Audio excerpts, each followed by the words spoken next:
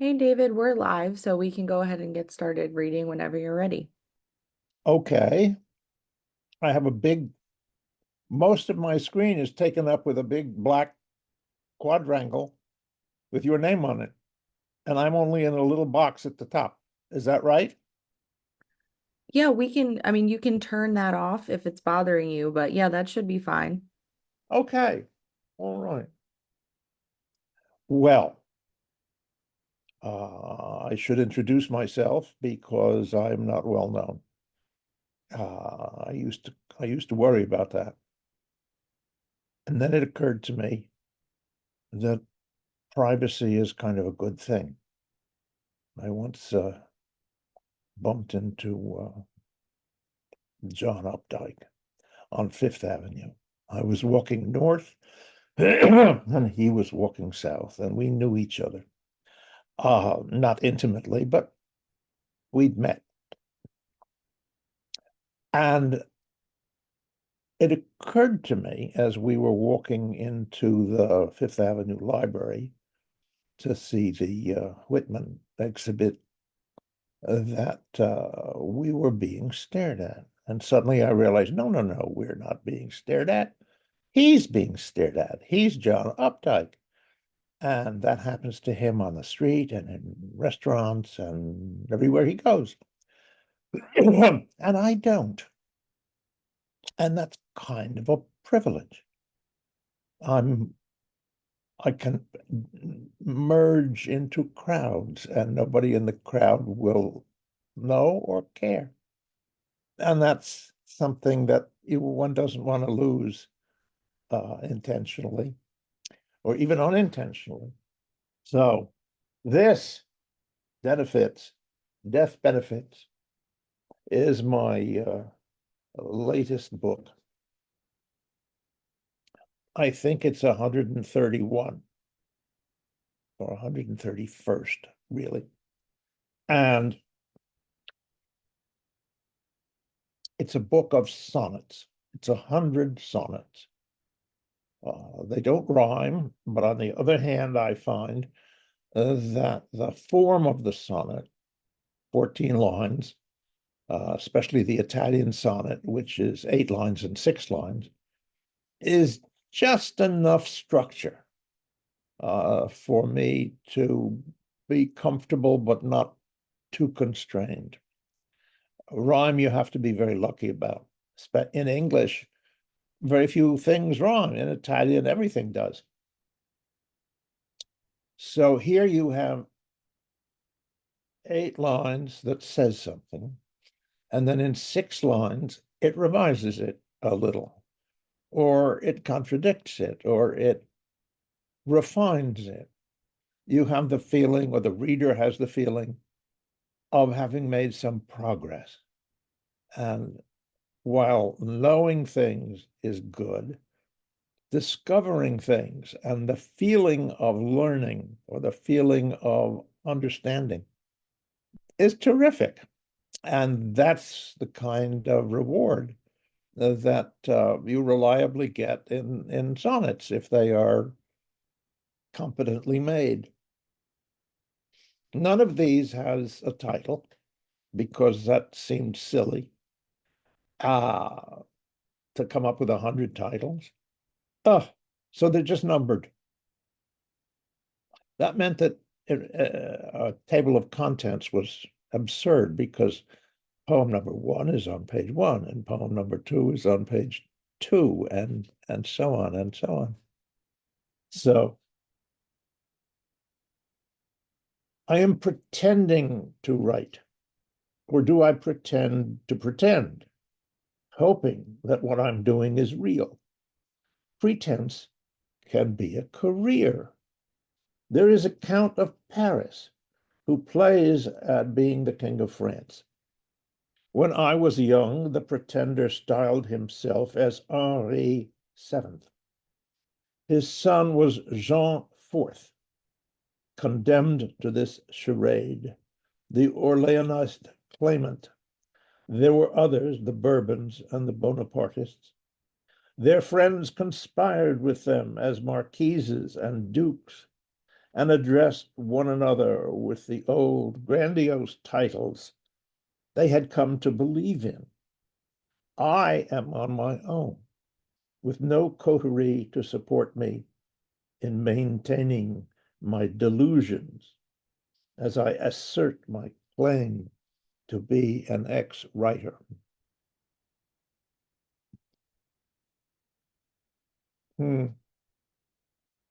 These are really as close to an autobiography as I'm ever going to get. And I think there's a way of putting all the poems together and getting the sense of knowing someone. The someone isn't necessarily me, because even to myself, I am largely fictional. So, truth to tell is awkward, as it should be. The phrase and the activity too. Who wants to hear that time cures only some wounds, and often incompletely? There's scar tissue, the cicatrix. It isn't a kind of bird, dangerous and probably endangered. A disfigurement, or a badge your body bears to commemorate what happened. That is, your life. Lesser cuts and bruises, you forget most of whatever you have had to endure. The more serious insults leave behind dense masses of tough, fibrous tissue that in distracted moments your finger can palpate to remind you who you were and are still. Uh,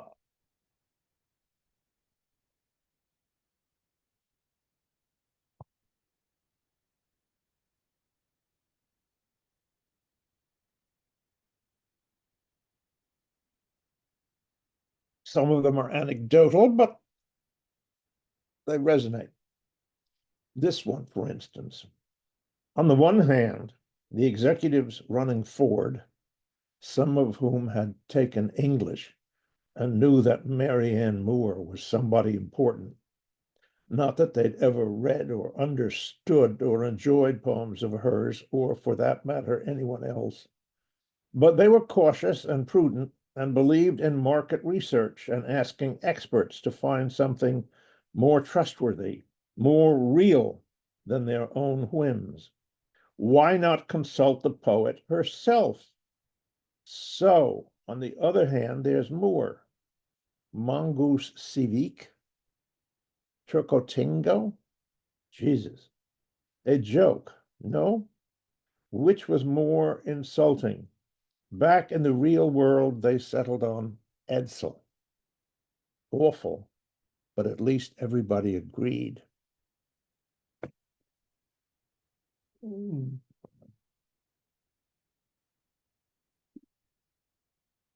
I had given her up, but she persists to annoy me or break my heart.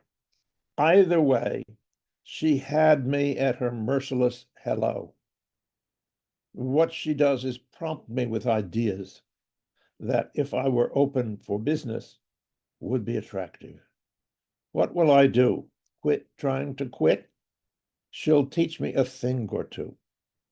Is there ever a second thing? Or, for that matter, a first? It's no secret. Every Lothario knows how indifference, real or feigned, can provoke interest, perhaps present a challenge. The muse, not mine anymore, irked or piqued, behaves as women will, and sends these ideas to tempt me. Poker-faced, I try to ignore her. Is there any difference between writing and pretending to write? Doesn't the answer depend on what is in the mind of the man or woman sitting at the desk and entering words on a keyboard that, of course, cannot distinguish between the chalk and the cheese? And the intention can change at any moment. Throw it away, put it in the closet, Submit it somewhere? Over time, the question may answer itself, as I may or may not realize. Are these pages authentic or oniric? The world will make its decision after I'm dead. But while I'm alive, I can't help venturing guesses, as I do all the time with everything else.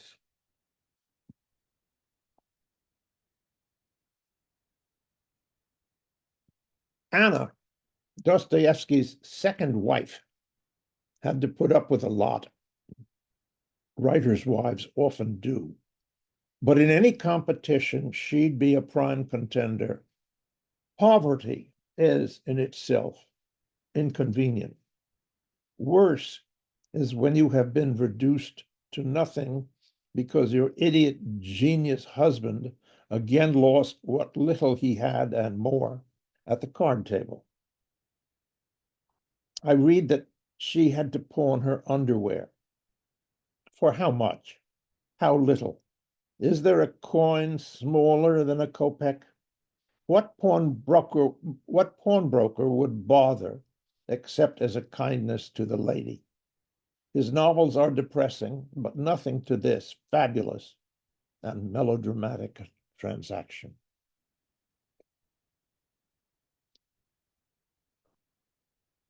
Weightlessness is a diminution of being.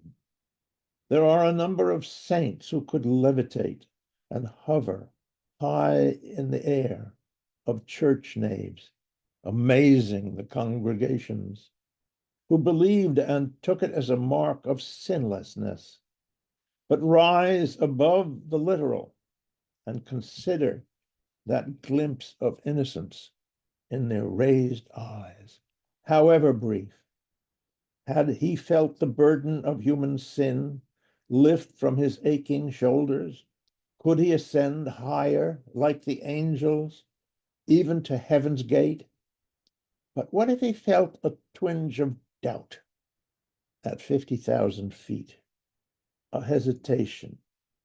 Would that minutest defect result in his fatal plummet back to earth? I think I've learned about Saint Joseph of Cupertino, who was one of those levitating saints, from a Disney movie many years ago. It's not the most well-known Disney movie, but it occurred to me at a certain point that this is like the Icarus story, or it could be if somebody worked on it. And instead of working on it, I just propose it in a sonnet, which involves less typing. Another one about a poem. Ah, Percy, Percy, how do you feel now about your sonnet they teach in grade school? Because it is simple enough for the 9-year-olds, and the teachers too, few of whom read poems even ever for pleasure. Poor Ozymandias, famous no more, and isn't that sad? No, not very. His monument stands out there in the glaring desert's lone and level sands. How are they lone? The first one-syllable word you could think of and settle for? I never asked. The teacher knew I was a wise ass and would have sent me to the principal's office again to be lectured to. Boring, inelegant, it would have done no good and wouldn't have explained the lone sands either.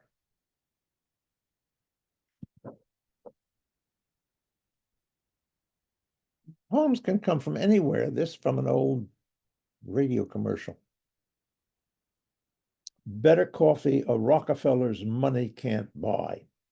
Used to be a line in the chock full of nuts jingle. But the Rockefellers threatened to sue, and CFON caved and made it a millionaire's money, disimproving the line but saving legal fees. It wasn't true. What about Jamaica Blue or Rwanda Izuba? They harvest the beans at night to avoid gunfire. Or Kopi Luwak, the coffee from Indonesia. The beans pass through the gastrointestinal tract of a palm civet to enhance the flavor. Rockefellers prefer it, if only because their guests have no idea what's in the delicate porcelain cups before them.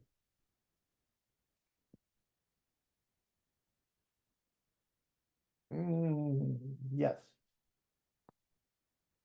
Among the many reasons not to write are the excellent books already on the shelves.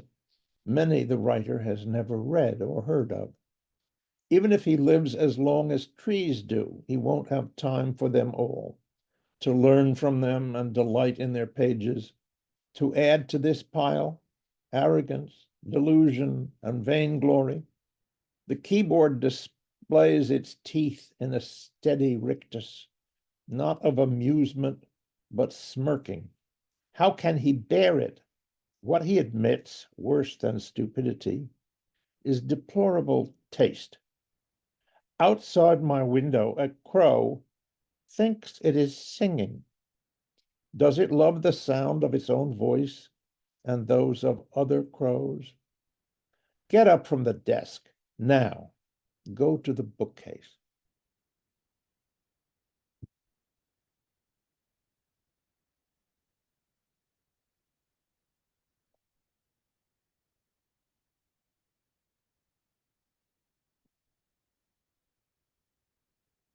We are taught to be wary of disinformation. The truth cannot be blemished by our doubts. It's the other way around with our pleasant fancies, not only dead, but mourned. Who doesn't regret the disengagement of storks from delivery rooms? Are young children harmed in any way by this fairy tale? Would they be better off with illustrations in gynecology textbooks, vivid as they are, candid and shameless? What difference is there between polite white lies and perjury? The motive is the same, to improve upon the unsatisfactory facts too difficult to bear.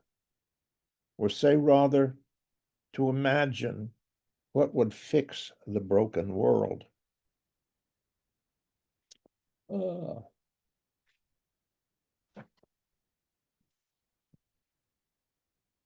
just to be cautious, to rule out this or that, and, and nothing to worry about.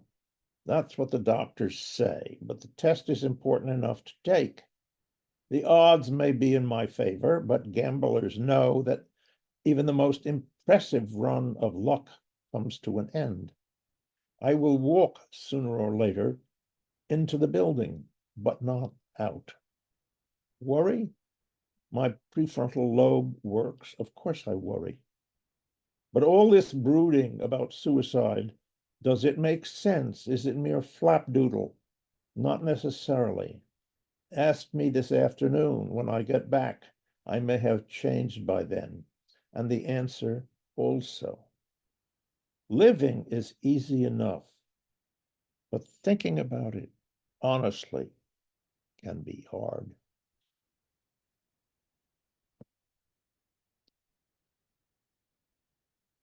Out in the super boonies, there must still be diners with booths and round stools at the counter where one can sit and watch the impromptu ballet of the grill man cooking 5 orders at once: omelets, burgers, pancakes, fries, flipping while keeping track of the time for this food or that.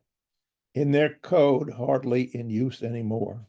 86 lets the servers know, and nobody else, that they were out of something because it rhymes with nix.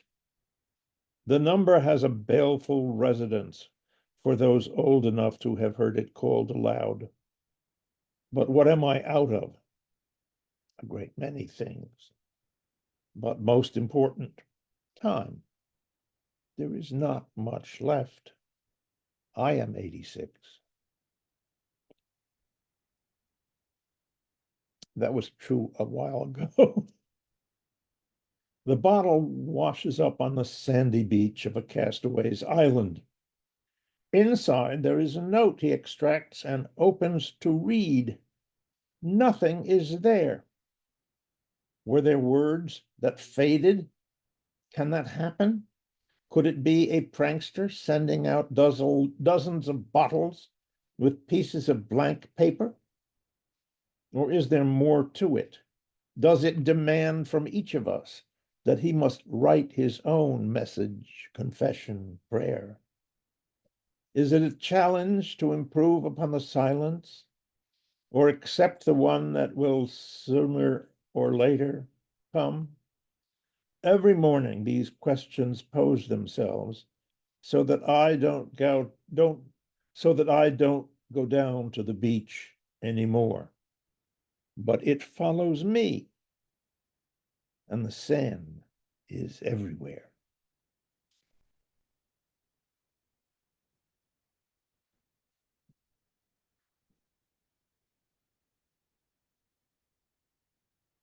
Surgery? Radiation? Nothing? What are the odds? What I want is not mere time, but tolerable time. And all they have is guesses and mumbo jumbo. Greek they have learned to use to intimidate peasants not sufficiently impressed by the endorectal coil. In frank English, my case is dire. My choices are all unattractive and unimportant. What matters now are the smaller decisions I have to make. Do I want to show impatience anymore? Politeness is less strenuous and often more effective. It isn't me, but characteristics change, or I can edit the fiction I have become.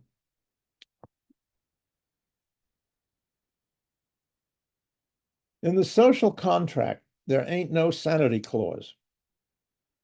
And the puzzle to unlock it is how it applies to those of us who are about to die.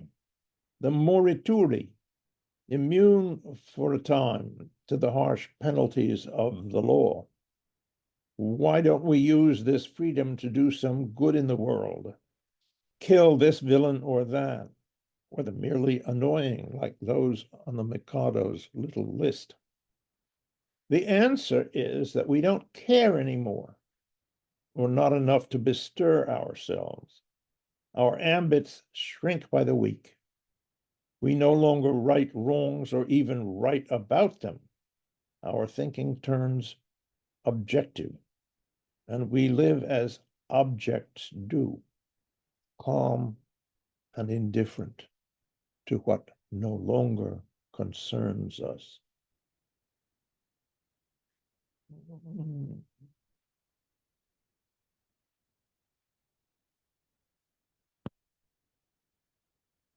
A writer's silence is different from anyone else's. His is earned, while other men and women are hardly bothered by any hiatus of language. We must concentrate on holding our tongues, even while others talk or write, and we disagree or want to correct an error. Some monastic orders disdain speech as if it were the devil's work. It's not, but neither is it the angels. Holiness may be the goal, but quiet concentrates and distracts in equal measure. A gate, agape, beckons and terrifies. We are the moths aflutter about the heart of its dark candle, imagining our moment of ultimate silence. I confess to having a special fondness for a gate, agape. I don't believe I have ever seen them like that anywhere else. It's not much, but it's something. German was Paul Celan's Muttersprach, which is to say the Sprach you mutter in. He hated it, or anyway the taste of ashes it left in his mouth, no matter what words he said. His father died of typhus in a camp in Transnistria. His mother was shot in the neck. Clench your teeth on that, as he must have done all the damnable time. The closest thing to silence is warped speech, violations of syntax, deliberate neologisms, random syllables. He was confined in a Parisian loony bin, the only sane man in France. Natürlich, a misunderstanding. He had to kill himself.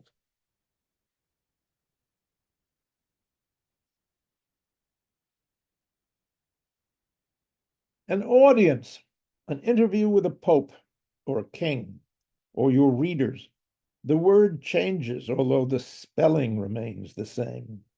But think how courtiers scrutinized the facial expressions and shifting moods of Ivan the Terrible, Pedro the Cruel, or Baldric the Mediocre.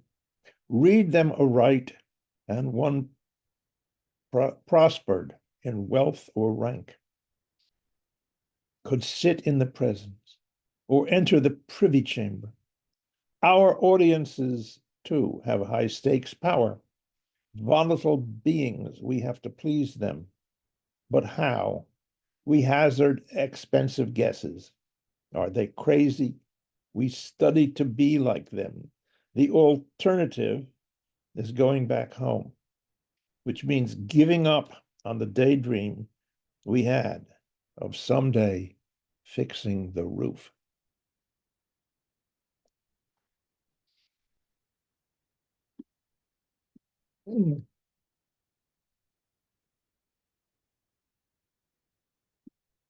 Writers invent things. It comes with the job. Still, they are bound by certain constraints that refer to the real world readers think they live in and its probabilities. For a greater freedom, you have to look up on a dark, starry night and imagine what astrophysicists dream up. Is there a planet the size of a ping pong ball that weighs as much as the Earth? A powerful dwarf way out there, nudging the other's orbits. Our radio telescopes cannot pick it up, but some professor writes on a blackboard, crowded with numbers and arcane symbols, and there is applause from the learned men and women in the hall, persuaded that what they see may be the truth.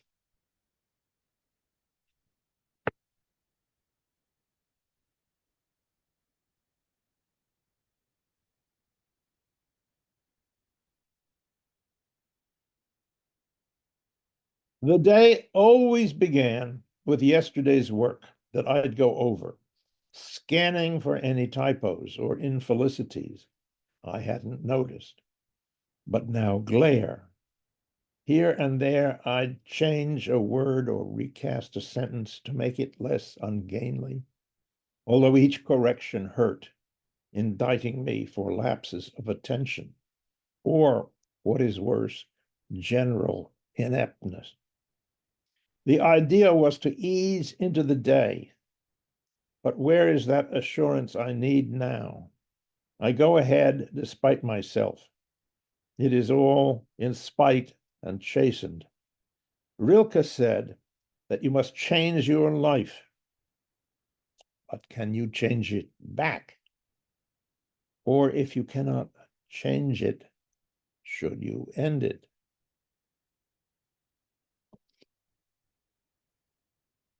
Yes.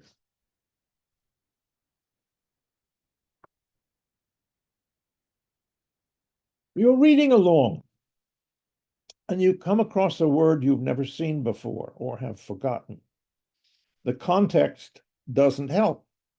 Should you now bother to look it up? A good habit to have. But every day there is less and less point. Will you ever use the word or see it again? On the other hand, not to walk 5 steps to the dictionary would be to admit defeat. A trivial loss, but one that keeps on growing. So go, mush the dog sled to Fort Despair, to learn the rare and useless word, caduc, ephemeral, or not quite obsolete. That's what you get for being the good boy you used to think you ought to want to be.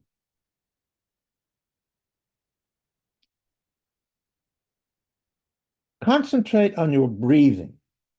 After a time, you will know when, you will be paying attention more to the stillnesses between the breaths, the thousands every day from which we learn nothing, distracted by our flittering thoughts. A cat crouched near a mouse hole, motionless, doesn't have these. You should emulate its empty mind that you can barely imagine. Mystics aspire to blackness, beyond blackness, and stare at the sun until they go blind and can see the darkness that is the converse of all light. Consider the night with which the light is pregnant. Words fail, but you are far beyond them with their distortions of focus and constraint. What are we doing here? I'll do 1 or 2 more, and then we can have questions and entertain ourselves.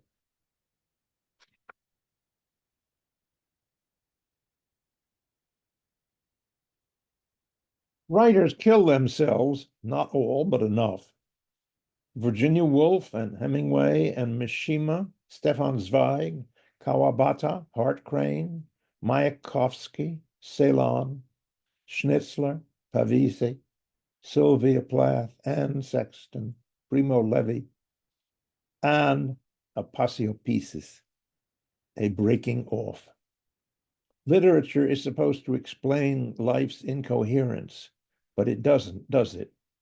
These writers came to realize this and found that it undid what they had spent their lives at.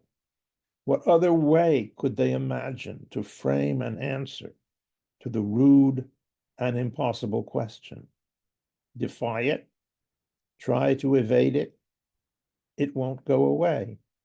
And the fiction, dissolving, leaves us in eerie silence.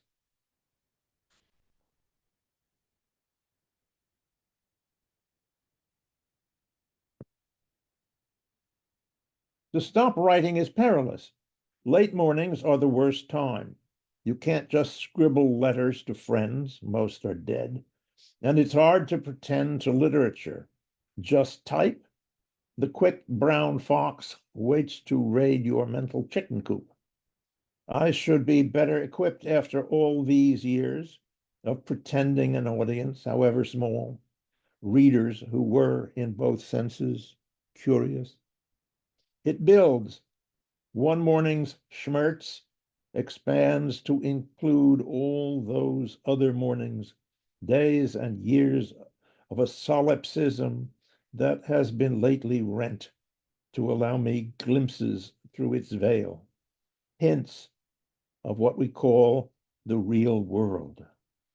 I don't trust it, but I have no other options. There, that's enough of this cheerful stuff. Does anybody want to ask anything?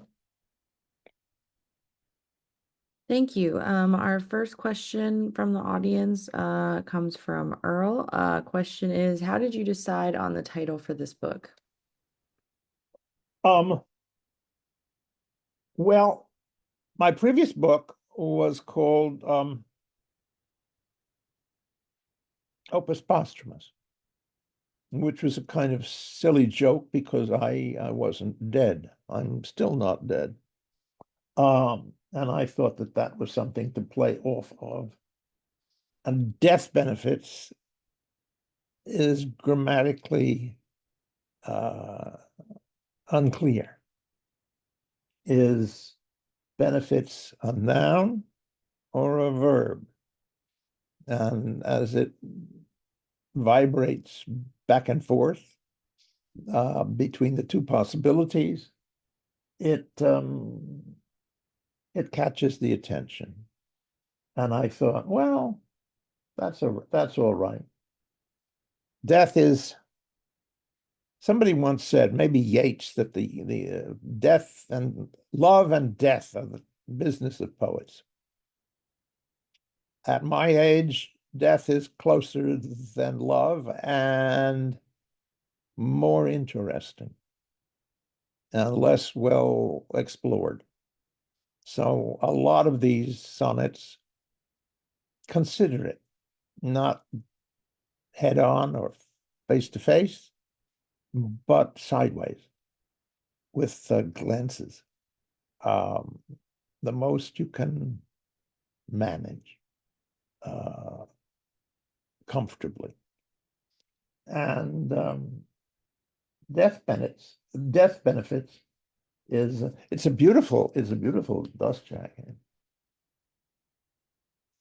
I think one can see that.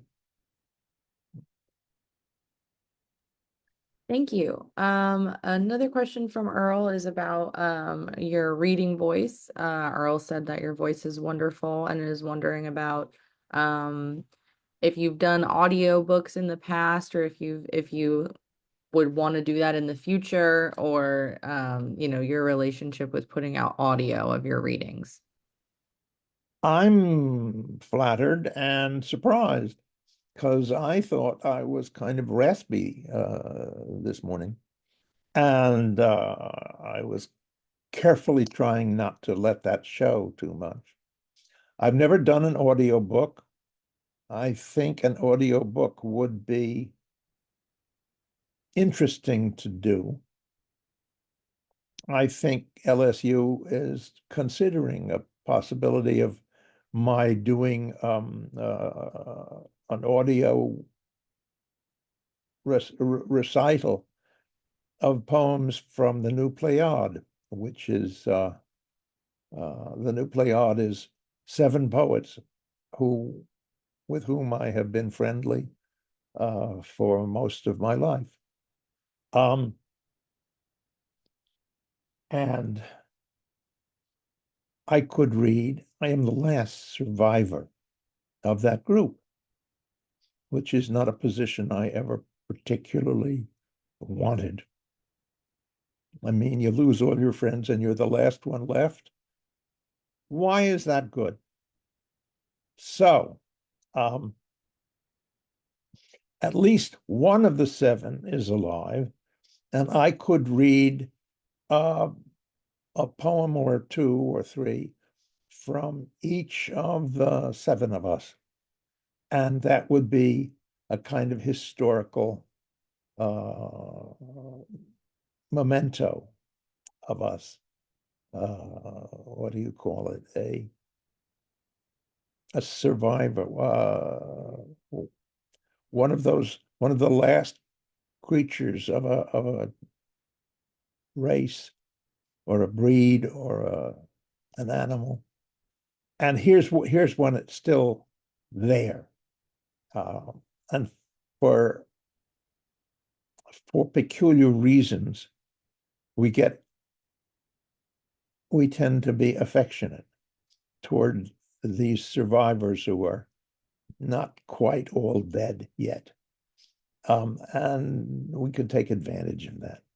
The other nice thing about it is that all of these people were dear friends of mine, and I'd feel good reading their poems. And it would avoid my having to spend all this time crowing and celebrating myself because, they're all my poems.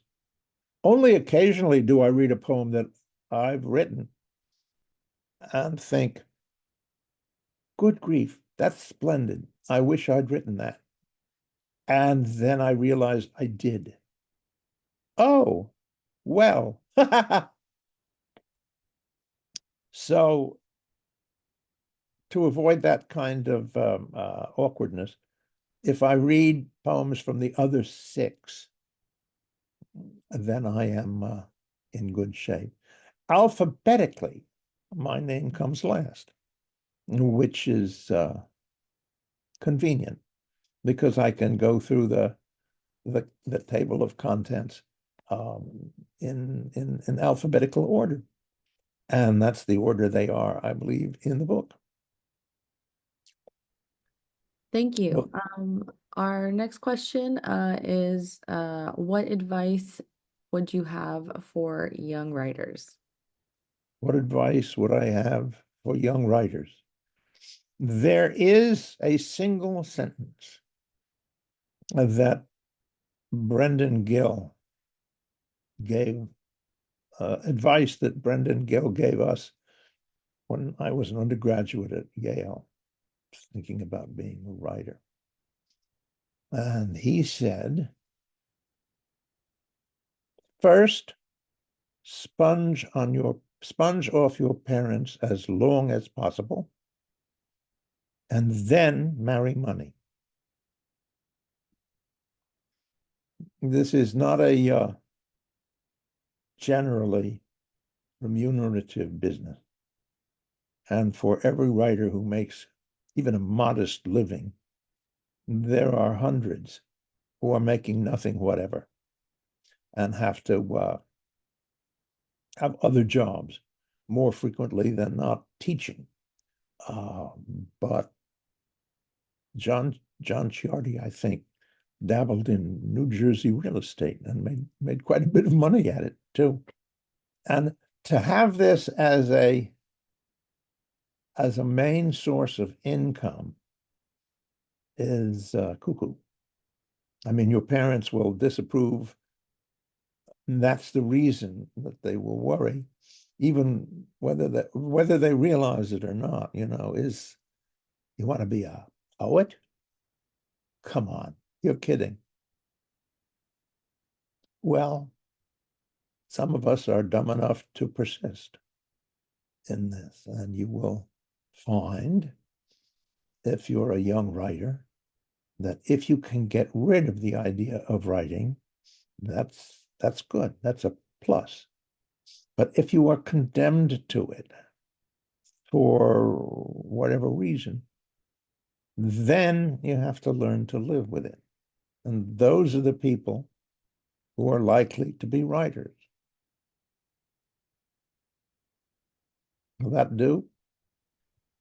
Absolutely, thank you. Our next question, after you've written multiple books that are sort of retrospective looking back, what do you write now on a day-to-day basis, looking forward? Well, on a day-to-day basis,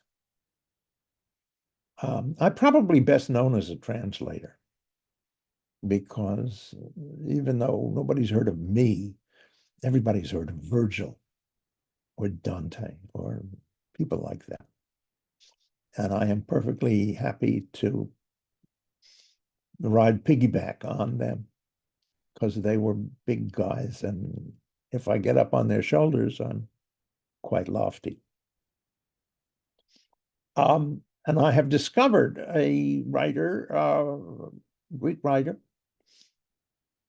whom I had never paid any attention to. I don't think I'd read anything of his. A fellow named Quintus Smyrnaeus, which is Quintus from Smyrna. He may not even have been from Smyrna. He may have pretended to be from Smyrna because one myth had it that Homer was from Smyrna. And if you want to come from a place that's already distinguished for producing poets, Smyrna is good. And he has a longish poem, probably 150, 180 pages in there, about the fall of Troy. And it's all the stuff that Homer left out. in his version, you actually see Achilles die. You actually see Troy ruined and torn to pieces and everybody killed. It looks like you know Ukraine on a bad day, or Gaza, or one of those places that poses for photographers to show how terrible it has been here. Well, Troy looked like that at the end of the Trojan War because the Greeks did not leave a stone on a stone, pretty much. And so I'm writing that partly because, I mean, translating that partly because it has not been translated since 1913 or so. And that translation it's harder to read the translation than it is to read the Greek because it's just so old and late Victorian or awkward. And it needs to be combed out so that you can read it for fun. My old-fashioned and probably elitist idea is that poems don't do anything except amuse you, which is okay.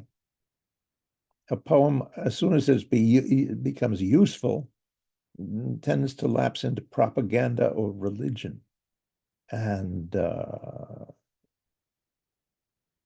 both of those things cause my eczema to break out.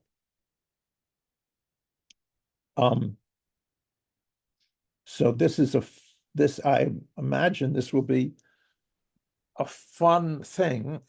It's been turned down already by several university presses because it's not famous. And they're much better off trying to get a slice of the Ovid market than strike out in a new direction with who? Who? Quintus Smyrnaeus. And the worst that can happen is I write this and put it in a drawer, and my children or grandchildren will, from time to time, try it out again. And eventually, before the world ends, they may find someone who is silly enough or bold enough or crazy enough to publish it. But I won't be around, so I won't care one way or another. Well, thank you. That is our last question. So we can go ahead and say thank you and goodbye to the audience. Well, I want to thank you all for paying attention, and you who are listening live, and all those who are yet to listen to the recording that LSU has uh, in its archives now. We're still recording, so it's this is each word I'm saying is eternal, which is frightening, actually.